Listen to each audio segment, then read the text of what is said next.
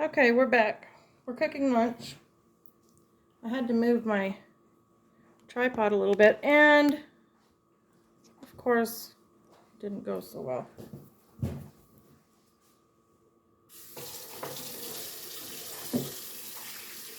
You okay over there? What's wrong? What are you looking all weird for?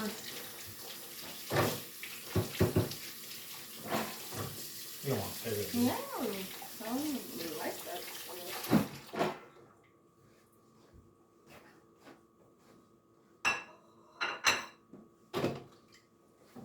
Okay, will you grab me and never mind? Never mind. I'll grab you and never mind all this one. I'll need a cutting board, but he's going the wrong way.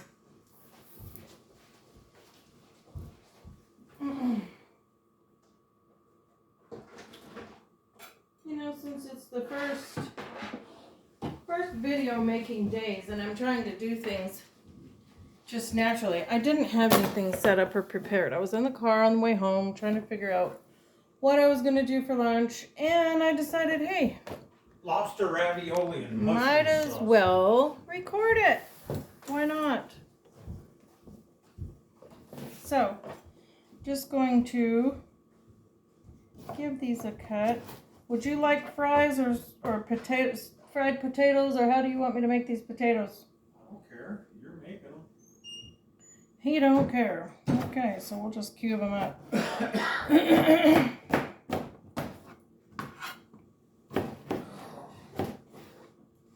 That will be tasty.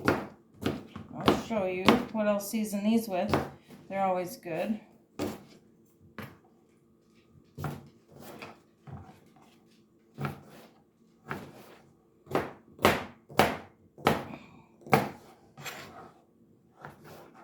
Oh, hello, Reagan. You know Mom's cooking?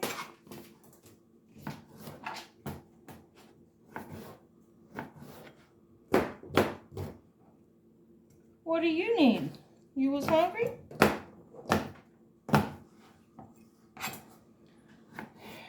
I do cook for the dog. I make her dog food, so when I'm cooking, she does get interested because she thinks it may be her lucky day, and I'm making something for her. And she's right a lot of the time. So today I'm going to season my potatoes with this. It is so good. Now, however, it does make things orange because I think it's a chote seasoning, the little berries that are dried out and orangish, but it has the best flavor. It also flavors fish, chicken, and steaks very well. Pairs really good with lime. So, I'm going to take you over here and show you what it is I'm talking about here. And down here. Okay. So, it is just literally orange. If you get it on your hands, it will make you a little orangey.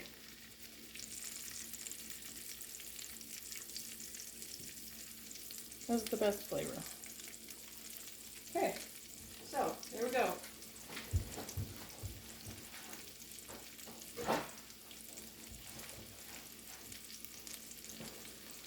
Grab the spatula here. I always have my favorite spatulas I like to use. This was my granny's. I absolutely love this thing. I'm just trying to preserve it. I never put it in the dishwasher because I don't want it to ruin. I try not to ever soak it in anything with prolonged water soakage because it is wood. So since it's wood and metal, I'm hoping it'll last a long, long time. But while I'm out doing my vintage shopping and estate sales, thrift stores, whatever, I am always on the lookout for another one. And believe it or not, they're just not that easy to find. Weirdest thing, right? But anyway, so can you see they're very orange, but very tasty. Okay, so I'm gonna tip this up a little. There we go. What a disaster. Well, I hope you guys like crashes and bing bang booms. Because it looks like we're going to have a bunch of those for a minute. Gosh. Okay.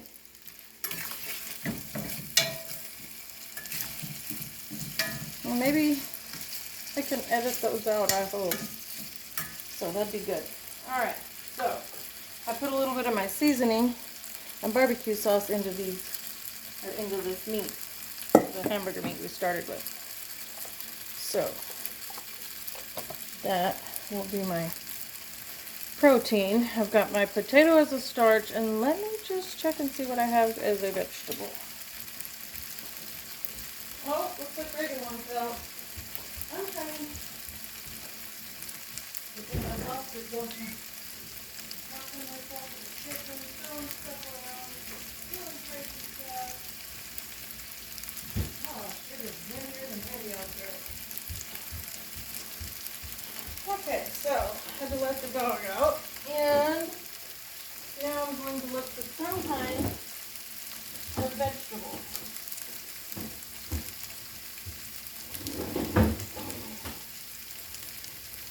I don't know what it'll be just yet.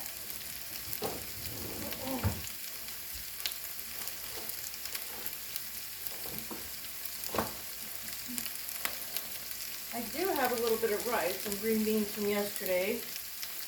I guess we can eat that. Unless I save that for just an individual meal.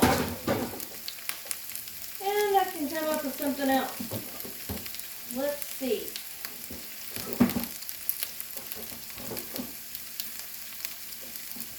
I'm just trying to make us a quick lunch.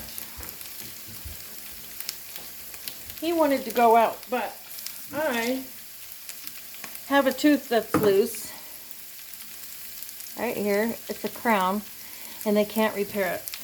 So I have to get it pulled out, which, if you know anything about dental work, you know that's pretty costly. So, not only that, we're trying to go full-time RVing, so I'm like, let's eat at home and save our money for our travels and our tooth. So.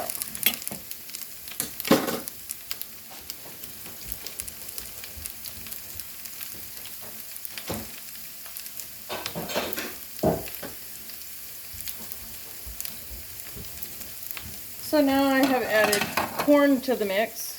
I'm going to have some corn. Nice vegetable. Just add this over here. I will put garlic salt, maybe a little bit of butter to flavor it up. That'll be good. I usually bring my cutting board over here, put it on the side of the stove, and then I put my utensils, whatever it is I'm cooking with, and protect my cabinet from getting dirty.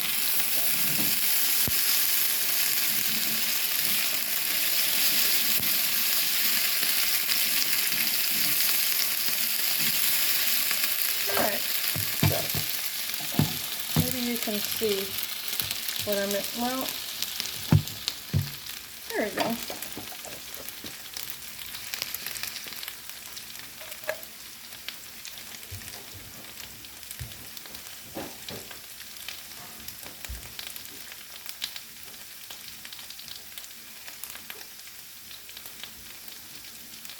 So I've got my potatoes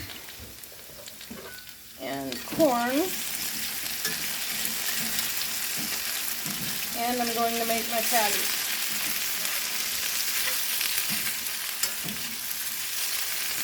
I know what you're thinking, this doesn't sound like the Mediterranean diet. Well, we're not 100% Mediterranean diet, and I'm not fully there yet. We're trying to eat healthy, and we're also trying to use up what we have. I'm going to put a little bit of butter in this corn to season it, flavor it. So, we're trying, we're doing good, but we're not 100% Mediterranean diet. He doesn't like the word diet. I can't blame him, I don't either. It's never been our goal to be on a diet. We both love food. We both love delicious, good food. We like fine dining, so it's really hard to limit yourself and restrict yourself to one diet style, especially when you consider yourself a foodie. So, putting that out there for you. A little bit of FYI. Okay, so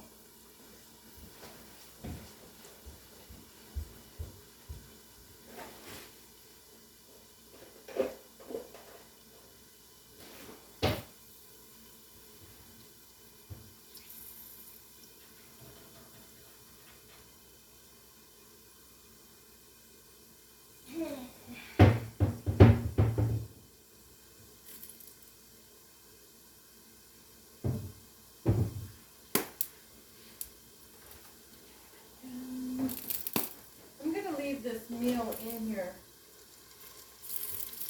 in case somebody needs a meal. I am gonna use gloves at this time because this barbecue sauce is gonna make this meat very squishy. And I think I want gloves.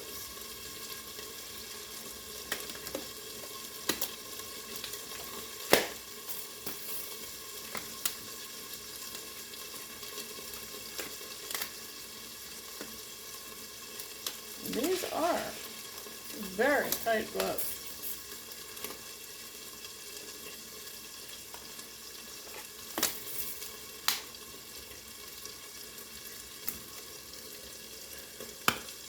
Okay, so here's the meat with the sauce. I'm gonna add a little bit of garlic powder.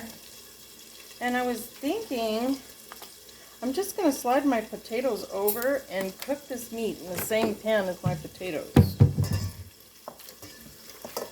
It's a big pan, it's a 10-inch cast iron skillet, so I think there's plenty of room. I'm only doing 3 small potatoes in the meat, so I think it can be accommodated.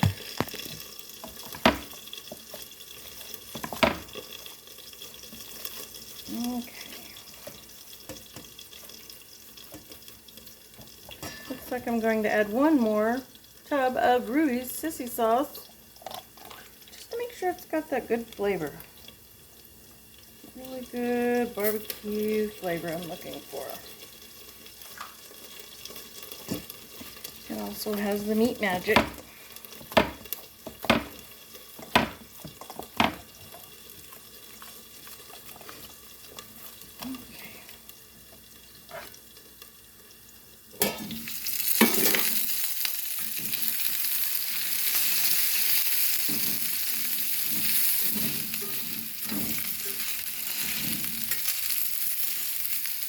Yep.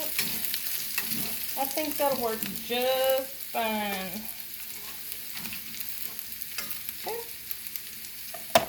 And here we go. So I'm going to make some patties.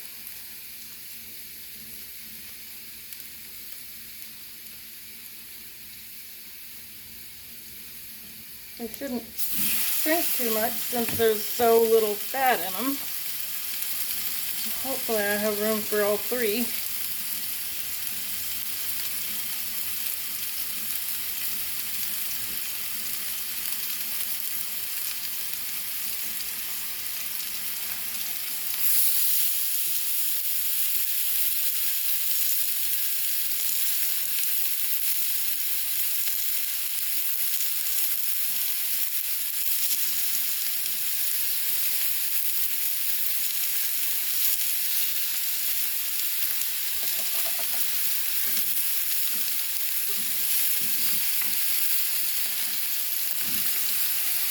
Okay, we made it happen.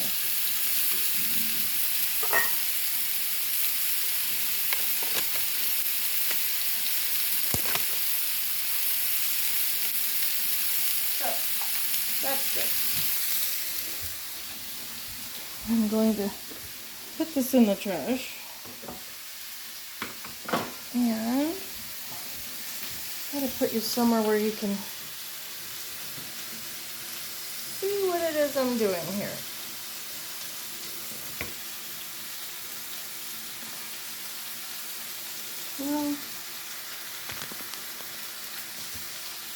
Well, okay.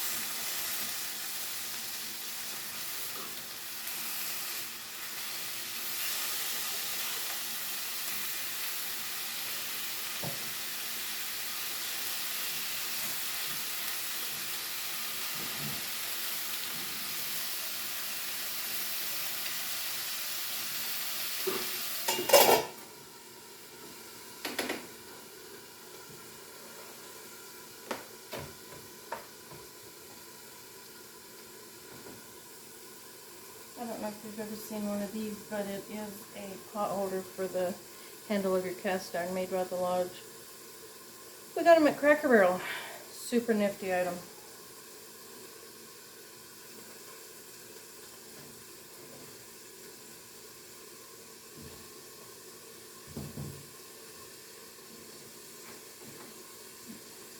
So, now I need to put up the rest of my hamburger meat.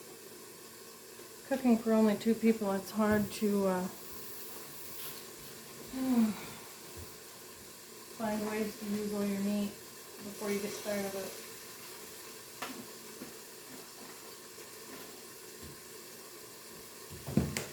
But while that's cooking, I'm going to show you one of my favorite things to do. That is use my vacuum seal. Really cool.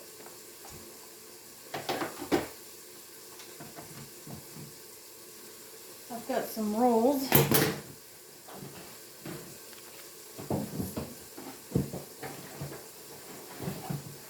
I've got rolls of plastic and you can cut it to size, which is what I'm going to do this time.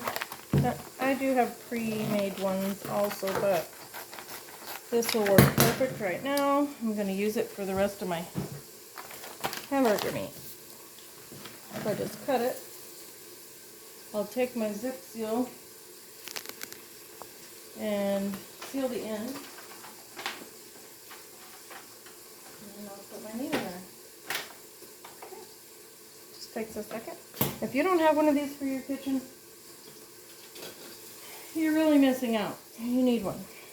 I don't care who you are, what kind of cook you are.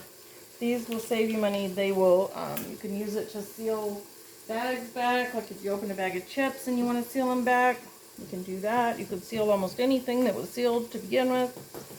Even foil bags. They're just invaluable. And they help things from going bad fast. So, pretty neat. I'm going to turn this around and go check on my lunch.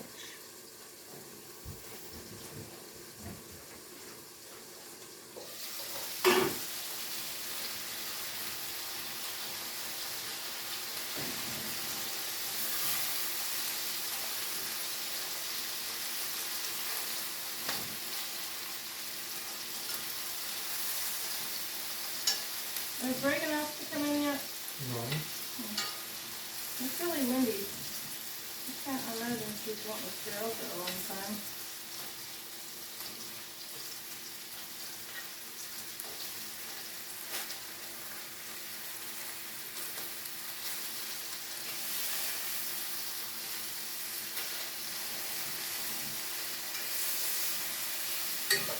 I've noticed that all the meat I get from the store is full of some kind of liquid. Like I don't know if they're putting the solution in to keep it from drying out, or are they doing it for the weight, or what? But it's not cool. Not cool. So when you're using these bags, I've sealed this end. It's good to fold it down. That way you're not getting things on the side of the bag. That way when you go to seal it, it's not making your machine all yucky. So I just kind of give it a little collar here. And then I put my meat in there, or whatever it is I'm putting in there. So.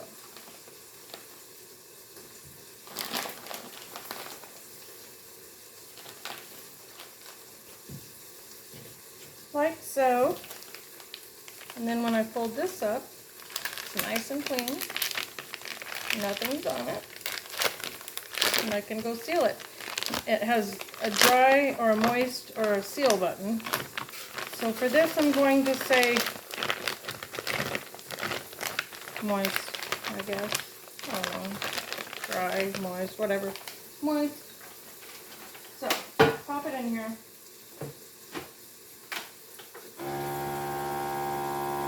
And always make sure you label and date your stuff.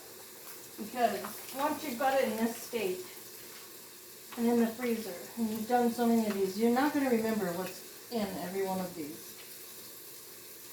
Especially if you're like me.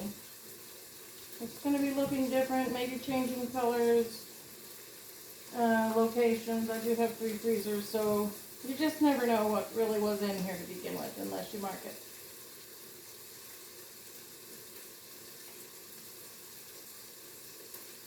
But it also keeps it from getting freezer burn when you put it in a vacuum sealed bag. So I know that this, and it does it pretty small since I sealed it, I know that this is not going to get freezer burn, and it's going to last a long time, way longer than if I would have froze it in this package. So, gotta ladle it, and then I'll put it in the fridge.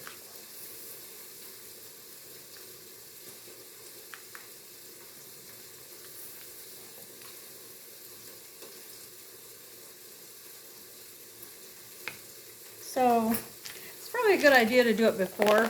I just write it on this little side of the bag.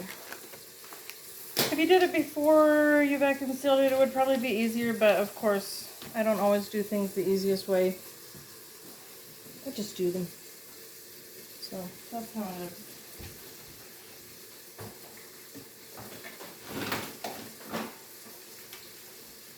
Okay, now we're going to check on lunch. See what we got going here.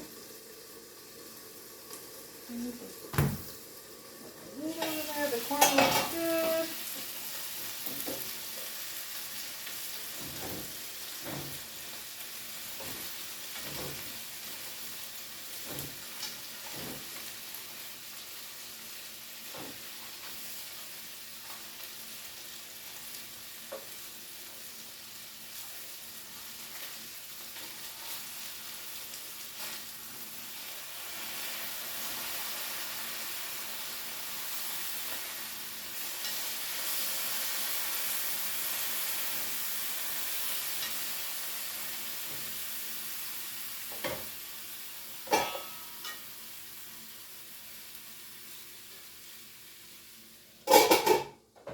Okay, I think lunch is ready. So, I'm going to turn the camera off, enjoy my lunch, and I'll be back to make the video on repairing the dining booth in the RV.